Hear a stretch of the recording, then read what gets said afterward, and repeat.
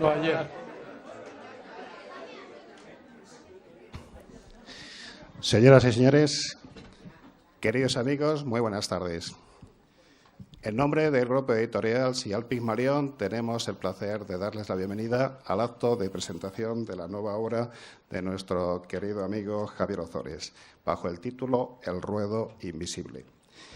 Me van a permitir ustedes que comience por el capítulo obligado de los agradecimientos y, en primer lugar, pues mostrar nuestra gratitud a esta casa, a la Fundación Universitaria Española, que nos acoge y que nos permite celebrar o concelebrar la aparición de esta obra. Para quienes no conozcan esta institución, decirles que estamos en una fundación que alberga un magnífico fondo bibliográfico y documental del que se nutren numerosos investigadores. Un lugar donde, de alguna forma, se preserva la cultura y se mima el libro. Por eso creemos que es también un espacio muy adecuado para presentar novedades. Agradecemos a todo el personal y especialmente a su presidente, don Gustavo Villapalos, que nos permita sentirnos como en una segunda casa y que nos permita pues, compartir la alegría con los autores cuando aparecen sus nuevos libros, sus nuevas obras, que establecemos el símil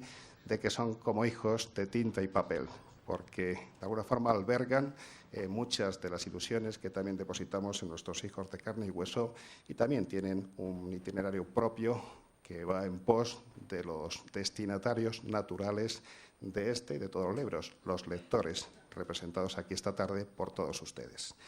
Pero también me van a permitir que, antes de comenzar el acto, agradezca a esta terna de lujo que se ha traído nuestro querido amigo Javier para presentar su libro.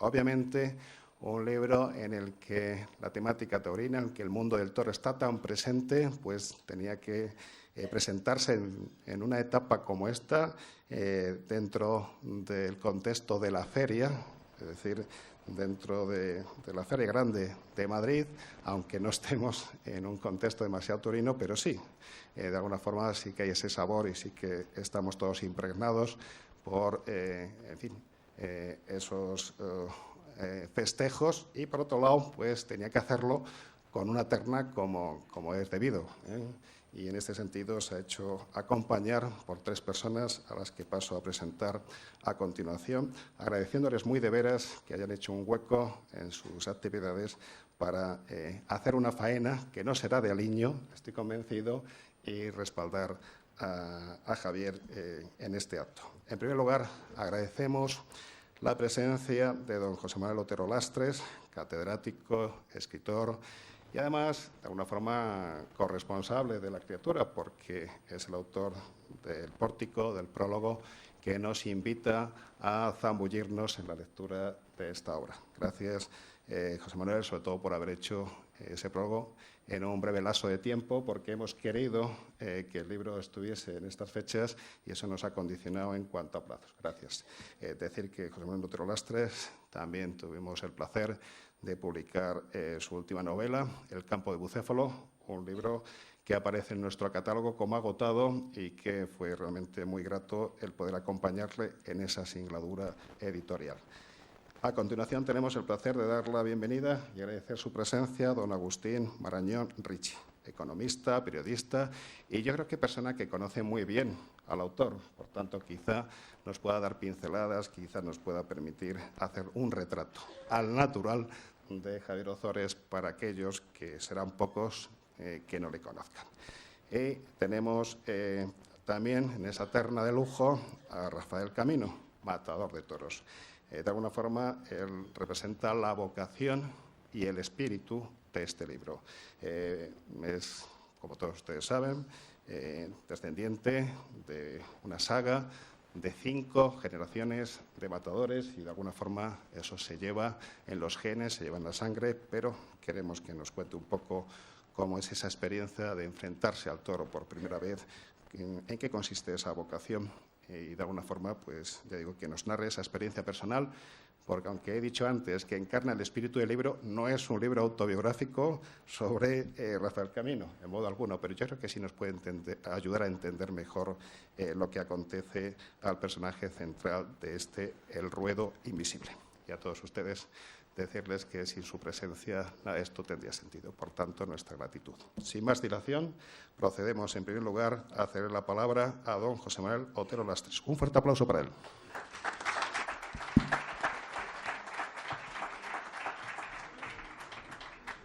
Buenas tardes a todos.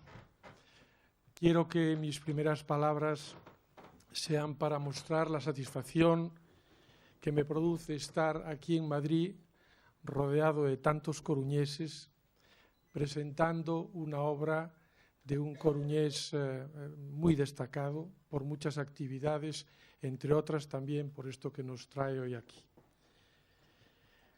Le agradezco especialmente a Javier Ozores la oportunidad que me dio en su día de hacer el prólogo de la novela.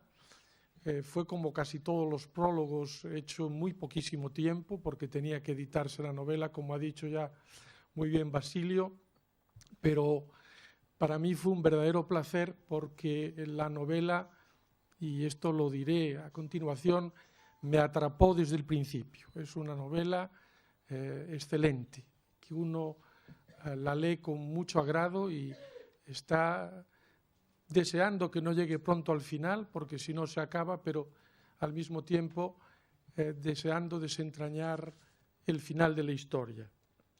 Y a todos ustedes les agradezco también que hayan venido a oírnos en lugar de hacer cualquiera de las muchas otras cosas que se pueden hacer en Madrid.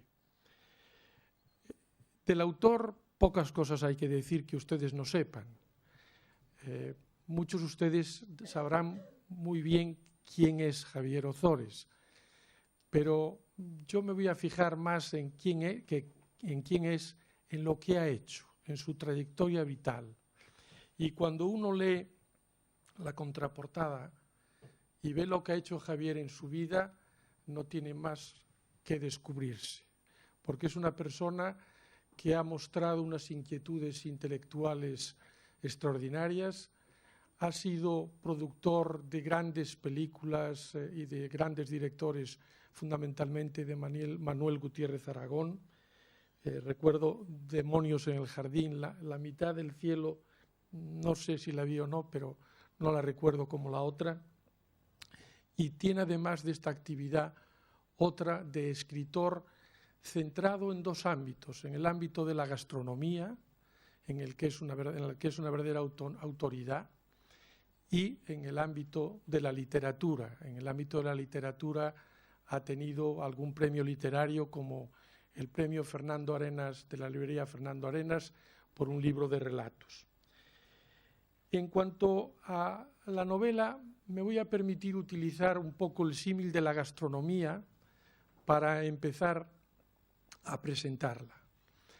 Hoy en día está muy de moda los programas de televisión en los que todos vemos que hay maestros, como dice alguien muy cercano a mí, los cocineros ahora son maestros desde que la cocina la hacen los hombres. Siempre estuvieron las mujeres y nunca se les ocurrió llamarles maestras. Pero desde que están los hombres en la cocina, ahora están programas enseñándonos el mundo de la gastronomía.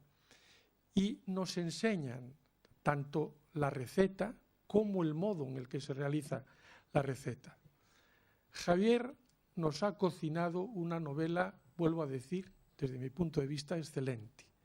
No lo vimos cocinar, porque me imagino que la habrá hecho allá en su casa de Oleiros, Montrove, en muchas horas de soledad ante el magnífico tiempo del que disfrutamos allí.